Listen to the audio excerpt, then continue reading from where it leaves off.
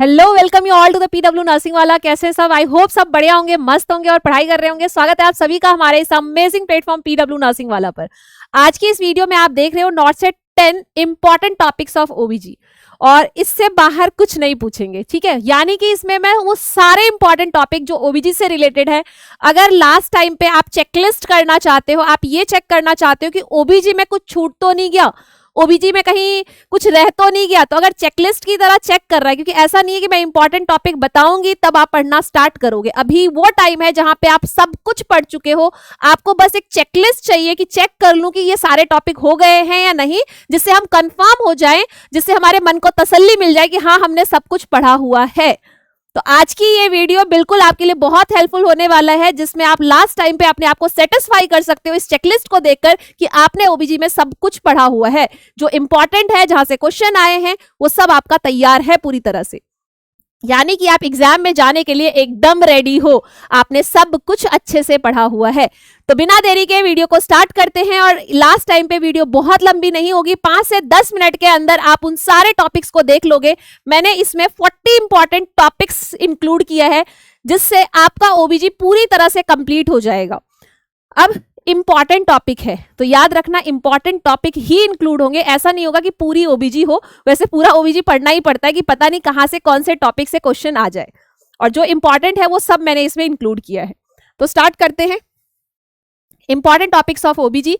सबसे पहले obstetrical history taking by जीटीपीएएल।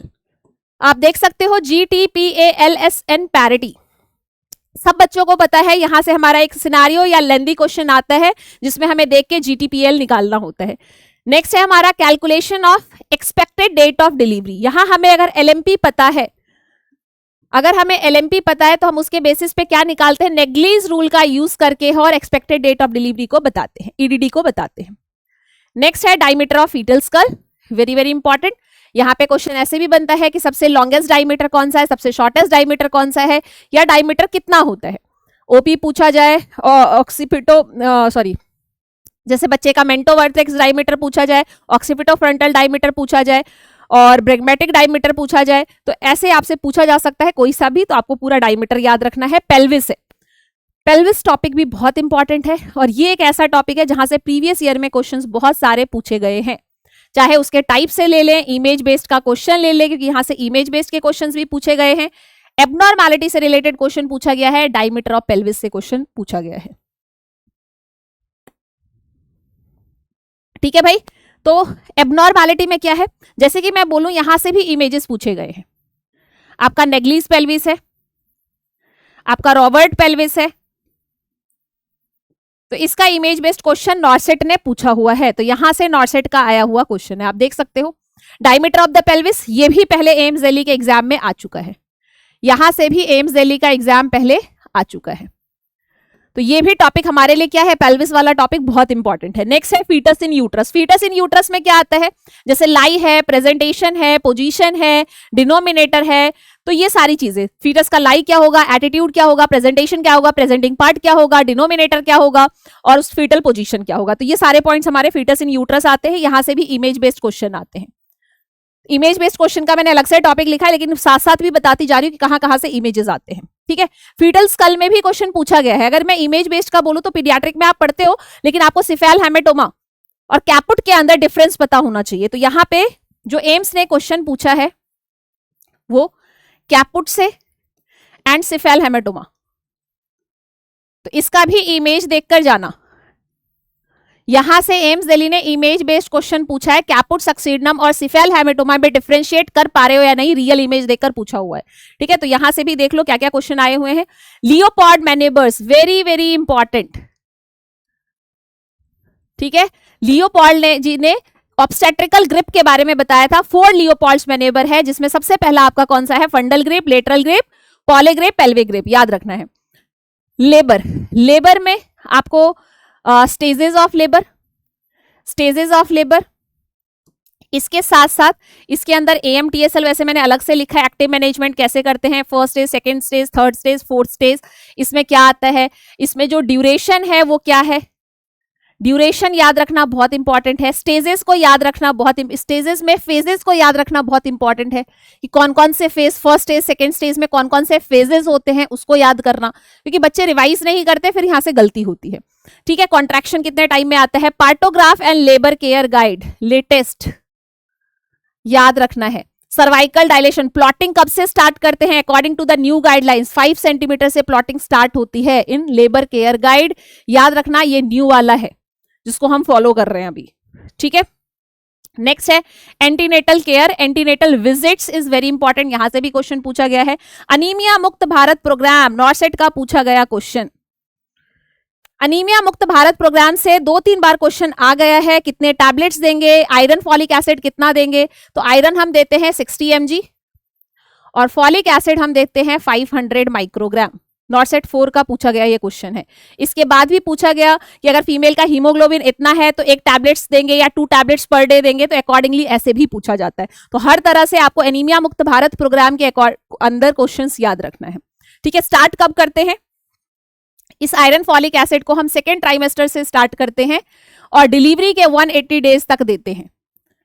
ये सब कुछ इंपॉर्टेंट बातें हैं जो अनीमिया मुक्त भारत प्रोग्राम में है, जो आपको याद रखना है। नेक्स्ट 11 नंबर का टॉपिक है investigation in pregnancy, NST, CST, biophysical profile. AIIMS Delhi ने यहां से क्वेश्चन पूछा है, यहां से क्वेश्चन पूछा है, यहां से क्वेश्चन पूछा है, देख लो भाई, एक भी ऐसा नहीं है जहां से क्वेश्चन नहीं आया है। Alpha fetoprotein, anti NV scan, ultrasound का इमेज भी देकर पूछ सकते हैं। ठीक है, डाउन सिंड्रोम के लिए हम क्या करते हैं, स्क्रीनिंग करते हैं, एंटी एनवी स्कैन, जो नुक्कल ट्रांसलुएंसी टेस्ट और नेजल बोन जो है वो चेक किया जाता है, जो यहाँ पे फैट डिपोजिशन है उसको देखा जाता है। सीवीएस क्वेश्चन पूछा हुआ है, एमनियोसिंथेसिस का तो भाई इमेज बेस्ड क्वेश्चन देकर पूछा हुआ है।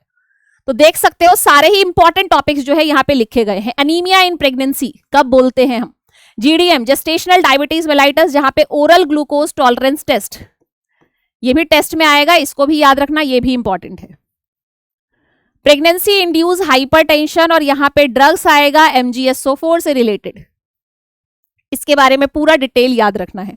प्रेगनेंसी इंड्यूस हाइपरटेंशन जैसे प्री एक्लेम्शिया है, एक्लेम्शिया है, इसके बारे में यहां से क्वेश्चन पूछा जाता है। फिर है एंटीपार्टम हैमरेज, ठीक है, जिसमें आपका क्या आता है, सबसे इंपॉर्टेंट फेवरेट टॉपिक भाई एम्स दिल्ली का, इंपॉर्टेंट लिखना चाहूंगी। फेवरेट इसलिए है क्योंकि यहां से 2 टॉपिक सबसे ज्यादा इंपॉर्टेंट बनते हैं एंटीपार्टम हैमरेज में। वो बनता है आपका abruptio placenta, abruptio placenta and placenta previa, abruptio placenta and placenta previa. इस बार मुझे ऐसा लग रहा है प्लेसेंटा प्रीविया पूछा जा सकता है, इसमें भी न्यू चेंजेस आया है। अब प्लेसेंटा प्रीविया का हम 2 ही टाइप्स पढ़ते हैं। ठीक है, अब हम प्लेसेंटा प्रीविया के सिर्फ 2 ही टाइप्स पढ़ते हैं, पहले हम 4 टाइप्स में पढ़ते थे। लो लाइंग पढ़ते थे, मार्जिनल पढ़ते थे, फिर और उसका हम सब टाइप्स पढ़ते थे, इनकम्प्लीट और कंप्लीट प्लेसेंटा प्रीविया पढ़ते थे। पहले 4 पढ़ते थे, अब 2 ही पढ़ते हैं। न्यू अपडेट्स इंक्लूड है प्लेसेंटा प्रीविया में, याद रखना आने का चांस है। कैसा वेजाइनल ब्लीडिंग होता है, पेनलेस वेजाइनल ब्लीडिंग होता है प्लेसेंटा प्रीविया में, जबकि एब्रप्शियो प्लेसेंटा में पेनफुल वेजाइनल ब्लीडिंग होता है। बहुत इंपॉर्टेंट है। ठीक है, स्टार बनाना चाहूंगी, वेरी वेरी इंपॉर्टेंट।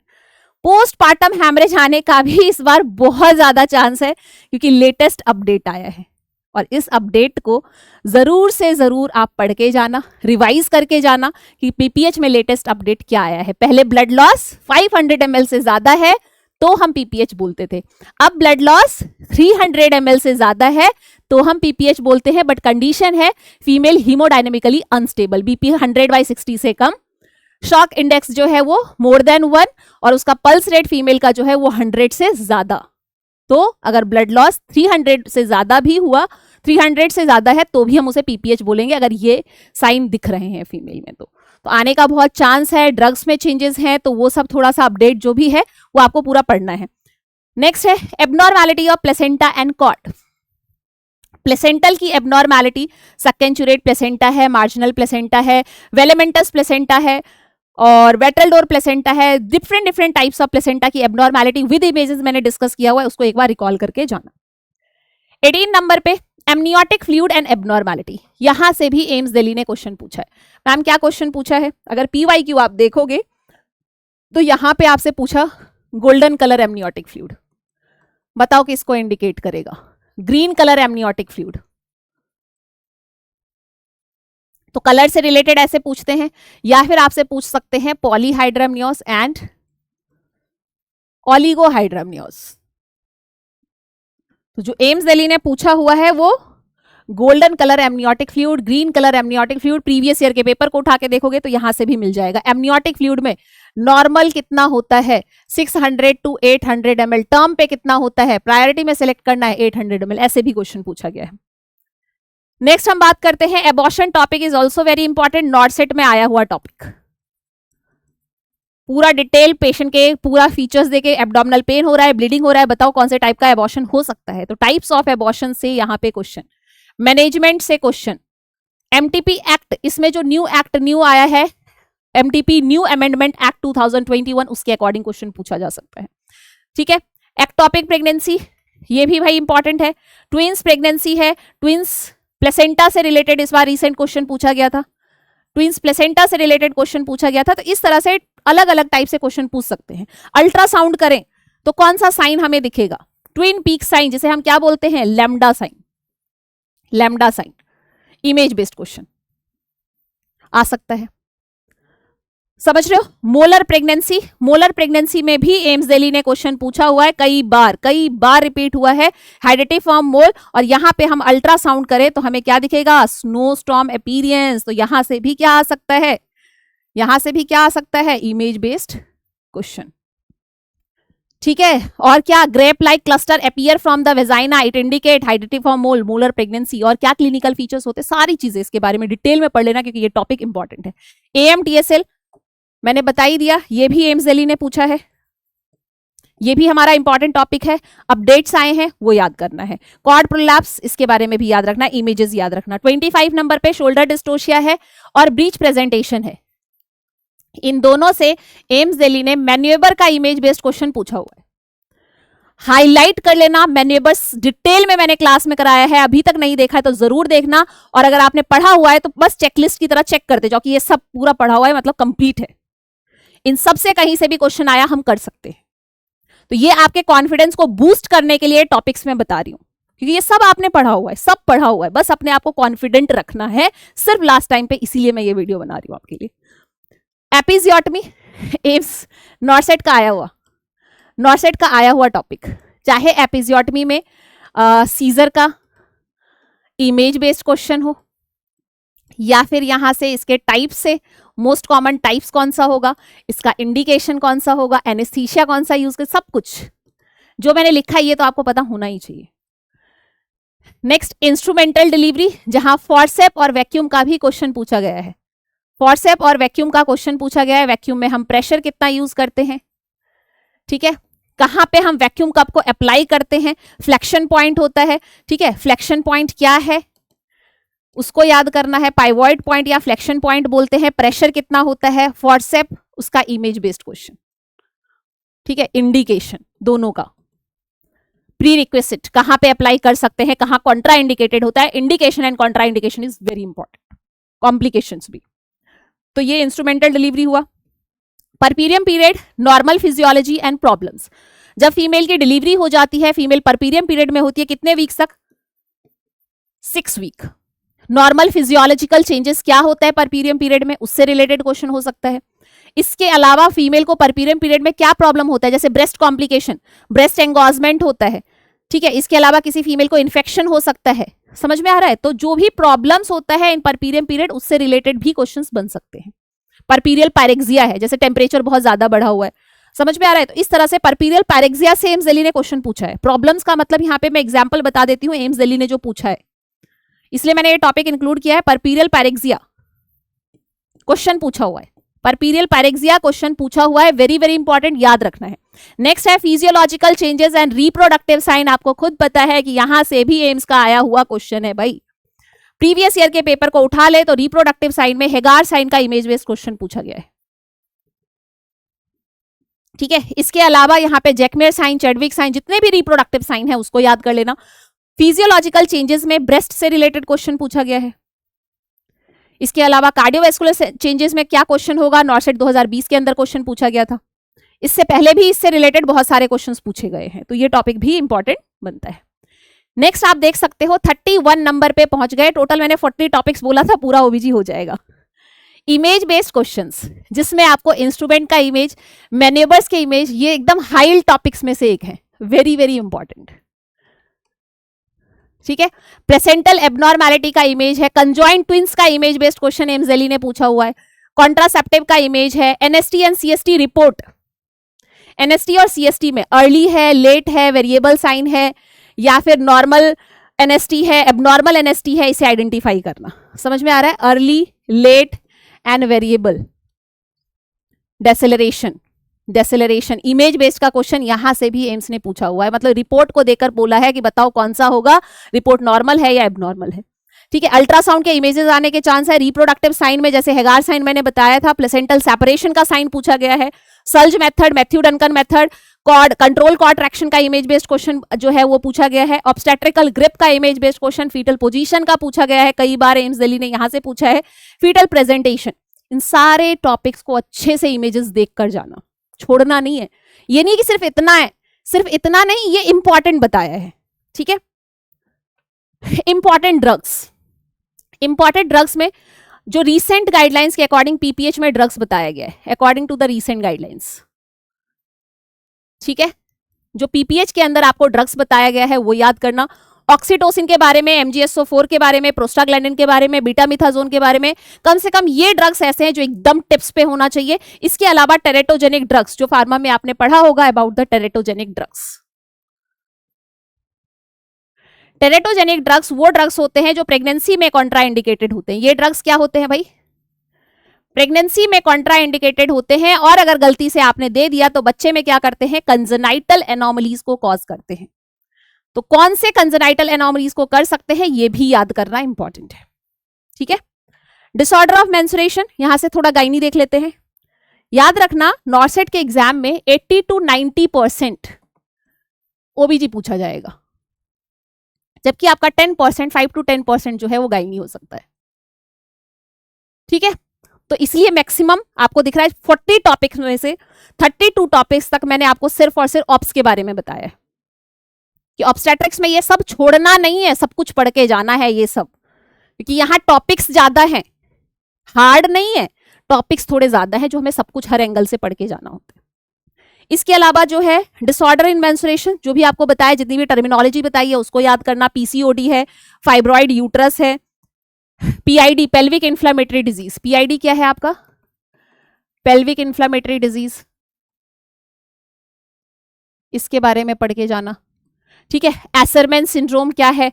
वेजेनाइटिस, वेजेनाइटिस में पहले बहुत सारे क्वेश्चंस पूछे गए हैं। ठीक है, ग्रीनिश वेजाइनल डिस्चार्ज हो रहा है, बताओ कौन सा इन्फेक्शन इंडिकेट करता है, कौन सी फीमेल में मोस्ट कॉमन होता है। Screening method of cervical cancer, बहुत इंपॉर्टेंट। लोकिया के बारे में भाई क्वेश्चन पूछा गया है, जो टॉपिक रह गए थे मैंने यहाँ पे लिख दिया है। और science of pregnancy, science of pregnancy यहाँ पे कौन सा है? रिप्रोडक्टिव साइन नहीं बता रही हूँ, presumptive sign, probable sign and positive sign of pregnancy, तो मैंने आपको बताया था, मैं आपको 40 इंपॉर्टेंट टॉपिक्स बताऊंगी जो बहुत ही इंपॉर्टेंट है, इसे बिल्कुल नहीं छोड़ के जाना, ये सब हमें पढ़ के जाना है, क्योंकि ये हमारे नॉर्सेट के हाई टॉपिक्स हैं जहां से क्वेश्चंस आने की प्रोबेबिलिटी सबसे ज्यादा होती है। मैंने ये नहीं बोला मैंने पूरा ओबीजी यहां रिवाइज करा रही हूं, no, only the important and high topics जो सबसे ज्यादा हमारे एग्जाम में अभी तक आए हैं या फिर आने के चांसेस हैं। तो प्लीज आप भी इसको रिवाइज करके जाना, अच्छे से देख कर जाना। आई थॉट ये वीडियो आपको बहुत ज्यादा हेल्प करेगा, आपके ओबीजी को मतलब पूरा कंप्लीट हुआ है या नहीं हुआ है, आप कॉन्फिडेंस फील कर रहे हो या नहीं कर रहे हो, इससे आपको पता चल जाएगा। Thank you so much for watching, मिलती हूँ आपसे नेक्स्ट वीडियो में। वीडियो कैसा लगा जरूर बताना, और नेक्स्ट किस वीडियो, अब तो एग्जाम है तो वीडियो की जरूरत नहीं है, बस अपने ओबीजी को रिवाइज कर लेना और पेपर बहुत अच्छा बढ़िया करके आना। Wish you all the best कि आपका पेपर बहुत अच्छा जाए। मेरी पूरी ब्लेसिंग आप लोगों के साथ में है। Bye bye, take care, love you all.